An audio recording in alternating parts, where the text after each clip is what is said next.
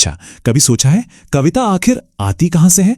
ये एक ऐसा सवाल है जिसने न जाने कितने विचारकों को सदियों से उलझाया है। तो चलिए आज हम इसी रहस्य की पड़ताल करते हैं। और देखिए, ये सवाल सुनने में जितना आसान लगता है ना, असल में उतना ही गहरा है। मतलब कोई इंसान आखिर कैसे कैसे शब्दों को बस यूं ही जोड़ देता है कि वो एक अमर कला बन जाती है? ये कोई चमत्कार है या इसके पीछे भी कोई साइंस है? इस पहेली का जवाब हमें मिलता है प्राचीन भारतीय काव्यशास्त्र में। और जवाब सिर्फ एक शब्द में है, काव्य हेतु। इसका मतलब सीधा सा मतलब है काव्य के कारण, मतलब वो चीज, वो तत्व जिनसे कविता जन्म लेती है। तो आज की इस चर्चा में हम क्या क्या देखने वाले हैं? सबसे पहले तो कविता के इस रहस्य को थोड़ा और कुरेदेंगे, फिर काव्य हेतु के प्राचीन जवाब को समझेंगे, उसके जो 3 स्तंभ हैं उनकी बात करेंगे, और हाँ, एक बड़ी बहस है कि ये 1 है या 3, उसको भी देखेंगे। और आखिर में हम ये समझने की कोशिश करेंगे कि ये सदियों पुराना फॉर्मूला आज भी कितना रिलेवेंट है। तो चलिए शुरू करते हैं हमारे पहले पड़ाव से, कविता का रहस्य। देखिए, ये कोई आज का सवाल तो है नहीं। सदियों से, चाहे भारतीय परंपरा हो या पश्चिमी, बड़े बड़े मनीषियों ने इस पर सर खपाया है। सब यही जानने की कोशिश करते रहे कि भाई वो कौन सी ऐसी विलक्षण शक्ति है, कौन सी ऐसी पावर है जो किसी भी आम इंसान को एक कवि बना देती है, उसे कविता रचने की ताकत देती है। और इन सदियों के मंथन से जो जवाब निकल कर आया वो है काव्य हेतु। तो हमारे आचार्यों ने इसकी 3 मुख्य वजहें बताईं। पहली, प्रतिभा, मतलब इनबॉर्न टैलेंट। दूसरी, व्युत्पत्ति, यानी जो ज्ञान हम दुनिया से सीखते हैं। और तीसरी, अभ्यास, यानी कांस्टेंट प्रैक्टिस। तो चलिए एक एक करके इन तीनों को समझते हैं। तो ये हैं वो 3 स्तंभ, सृजन के 3 स्तंभ। और इनमें सबसे पहला और शायद सबसे जरूरी स्तंभ है प्रतिभा। जी हां, इसे ही कविता की असली जड़, उसकी कोर स्ट्रेंथ माना गया है। आचार्य वामन ने तो इसे बहुत ही खूबसूरती से एक लाइन में समझा दिया। उन्होंने कहा, कवित्व बीजम प्रतिभानम, मतलब प्रतिभा ही कविता का बीज है, सीड। अगर ये बीज ही नहीं होगा तो कविता का पौधा उग ही नहीं सकता। सिंपल। सोचिए, प्रतिभा आखिर है क्या?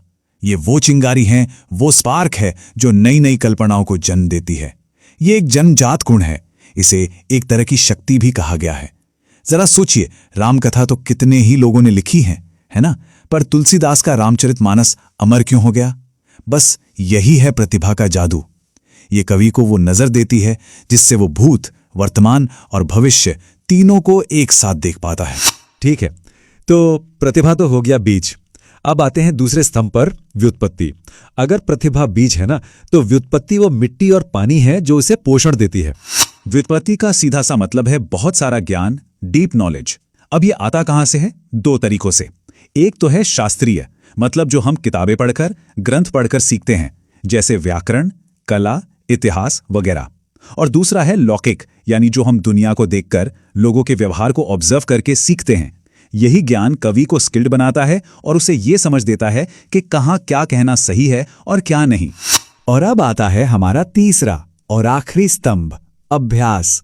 अब अगर प्रतिभा बीज है और ज्ञान मिट्टी पानी, तो अभ्यास वो माली है जो लगातार मेहनत करके उस बीज को एक शानदार पेड़ बनाता है। ये वो औजार है जो प्रतिभा और ज्ञान दोनों को तराशता है।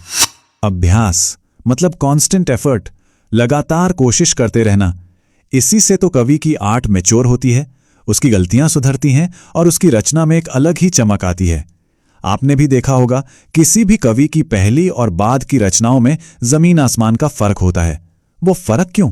वो अभ्यास का ही तो नतीजा है।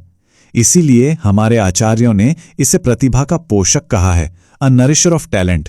तो ठीक है, हमारे पास ये 3 स्तंभ आ गए, प्रतिभा, व्युत्पत्ति और अभ्यास। लेकिन यहां एक बहुत बड़ा सवाल खड़ा होता है, क्या ये तीनों बराबर जरूरी हैं या इनमें से कोई एक बाकियों से ज्यादा इंपॉर्टेंट है? बस इसी सवाल ने हमारे प्राचीन आचार्यों के बीच एक जबरदस्त बहस छेड़ दी। और यहां पर ना सीधे सीधे 2 ग्रुप्स बन गए। एक ग्रुप का मानना था कि भाई प्रतिभा ही सब कुछ है, the one and only cause. ज्ञान और अभ्यास तो बस उसे पॉलिश करने का, चमकाने का काम करते हैं। जबकि दूसरा ग्रुप कहता था, नहीं, ऐसा नहीं है। ये तीनों जब एक साथ मिलते हैं तब जाके जादू होता है। कोई एक अकेला कुछ नहीं कर सकता। अब इस बहस को सुलझाने का एक बहुत ही शानदार प्रयास किया आचार्य मम्मट ने। उन्होंने एक बहुत ही जरूरी बात कही, उन्होंने कहा कि देखो, शक्ति यानी प्रतिभा, निपुणता यानी व्युत्पत्ति और अभ्यास, ये तीन अलग अलग वजह नहीं है, यानी हेतुवा नहीं है, बल्कि ये तीनों मिलकर एक सिंगल कलेक्टिव कॉज बनते हैं, यानी हेतु। और इसे समझाने के लिए उन्होंने एक बहुत ही सरल सा एग्जाम्पल दिया। उन्होंने कहा, जैसे एक घड़ा बनाने के लिए कुम्हार, उसका चाक और मिट्टी, तीनों का एक साथ होना जरूरी है। क्या सिर्फ मिट्टी से घड़ा बन जाएगा? नहीं। क्या सिर्फ कुम्हार घड़ा बना लेगा? नहीं, तीनों चाहिए। ठीक उसी तरह एक महान कविता के लिए प्रतिभा, ज्ञान और अभ्यास, इन तीनों का एक साथ होना एब्सोल्युटली एसेंशियल है। तो इस सारी प्राचीन बहस से हम आज क्या सीख सकते हैं? मुझे लगता है हमें मिलता है क्रिएटिविटी का एक timeless formula, talent, knowledge and practice. सोचिए जरा, ये सिर्फ कविता के लिए तो नहीं है, ये तो किसी भी फील्ड में मास्टरी हासिल करने का एक यूनिवर्सल फॉर्मूला है। चाहे आप आर्ट में हो, साइंस में हो या बिजनेस में, ये तिकड़ी, ये त्रिकोण आज भी उतना ही सच है, उतना ही पावरफुल है। तो सवाल फिर वहीं आकर रुक जाता है, क्या क्रिएटिविटी का सच में कोई फॉर्मूला हो सकता है जैसा काव्य हेतु हमें बताता है? या फिर वो जो प्रतिभा का बीज है, वो जो स्पार्क है, वो हमेशा एक खूबसूरत रहस्य ही बना रहेगा? सोचने वाली बात है ना?